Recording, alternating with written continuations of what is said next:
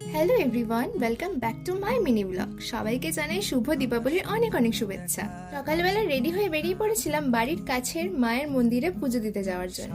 আর তোমরা দেখো মাকে কতটা সুন্দর লাগছে দেখতে। তারপর চলে গেছিলাম আমার বাড়ির ঠাকুরের জন্য টুকিটাকি কিছু জিনিস নিতে, আর সেইগুলো নিয়ে আমি এখন সোজা চলে যাচ্ছি আমার বাড়ির দিকে। আর যেতে যেতে তোমাদেরকে আমার পাড়ার ঠাকুরেরও দর্শন করে দিলাম। আর তোমরাই দেখো মায়ের প্রতিমাটা ঠিক কতটা সুন্দর। দুপুরে মা আজকে আমাদের বানিয়ে দিয়েছিল ডালিয়া, আর সেটা দিয়ে আজকে লাঞ্চটাকেও কমপ্লিট করে নিয়েছিলাম। সন্ধ্যের দিকে সব ঘরে আমাদের লাইট লাগিয়ে দিয়েছিল বাবা, তো সেইগুলো দেখতে যেন আরো ভালো লাগে।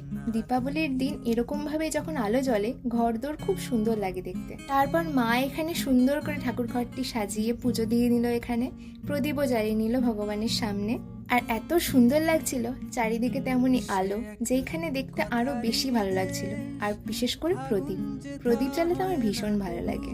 মা এখানে ভালো করে পুজো দিয়ে নিল। তারপরে পুজোর পরে আমি চলে গেছিলাম সুন্দর করে রেডি হতে। তোমরা জানিও কিন্তু যে আমাকে আউটফিটে কিরকম লাগছে। তারপরে আমি চলে গেছিলাম দিদির সাথে ছাদে প্রদীপ জ্বালানোর জন্য। আর ছাদে উঠলেই তো চারিদিকে শুধু বাজি ফাটা দেখতে পাই, যেটা দেখতেও খুব সুন্দর লাগে। তারপরে দিদি এখানে প্রদীপ জ্বালিয়ে নিল, দিদির পরে আমিও এখানে প্রদীপ জ্বালিয়ে নিচ্ছিলাম ভগবানের উদ্দেশ্যে। আসলে প্রত্যেক বছর ধরেই দিদিদের বাড়িতে কালী পুজো পালন করা হয়, কিন্তু এইবার সেটা আর হয়নি, কারণ দিদির ঠাকুমা খুব অসুস্থ। তো সেই কারণে খুব ছোট মতো করে মায়ের পুজো করা হয়েছে। আর এদিকে তোমাদের সাথে কথা বলতে বলতে আরো একজন এসে গেছে তোমাদের সাথে দেখা করার জন্য। আর দেখো মায়ের যেখানে পুজো হবে সেইখানে কত সুন্দর করে সাজানো হয়েছিল ঘর। আর তোমরা দেখতে পাচ্ছ মায়ের মুখটা, মাকে কতটা সুন্দর লাগছে। কাকু এখানে পুজোতে বসার কিছুক্ষণ পরে আমি চলে গেছিলাম আমার টুকু সোনার কাছে, কারণ ও আসলে ওরই দুষ্টুমি ওরই বান্দরামিগুলো দেখতে আমার খুব ভালো লাগে। যে কোনো বাচ্চাদেরকে এরকম হাসতে দেখলে কার না ভালো লাগে বলো। আর ও তো খুবই কিউট আর খুব মিষ্টি।